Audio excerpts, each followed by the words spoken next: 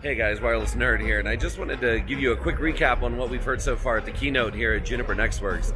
You know, the big questions that I had coming into this event were how much of a role was Mist and the AI and the Marvis platform going to play into what Juniper's doing? How's that going to be spread out across their switching infrastructure? And what's going to happen with regards to security?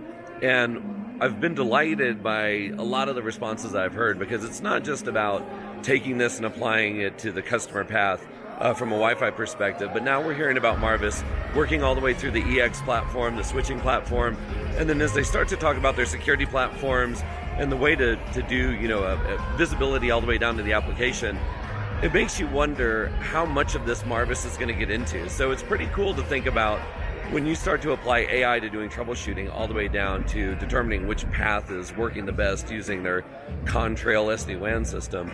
If Marvis can automate a lot of that, that presents a really cool thing for networking, in my opinion. Now, where does that leave us, right? I mean, that's the big question. Are the drones going to take over the world? Is AI and all that going to take over jobs and whatnot? I don't think it is. What I think it's going to do is it's going to force us all to kind of reimagine what our roles are and what we're doing in the industry. One of the neat things I did here was that Bob from Mist was talking about is location being going from the nice to have to a need to have. Now, obviously, I follow location pretty well, and I do a lot of stuff with the BLE space, but there was nothing to talk about ultra-wideband, nothing to talk about 802.11MC, you know, round-trip time latency, and where that, you know, where that resides within location services. But, you know, if anyone's going to take it on, it seems like they're really kind of gearing up for that. So it's not just about what they're doing from the client perspective and using Marvis to help automate a lot of that.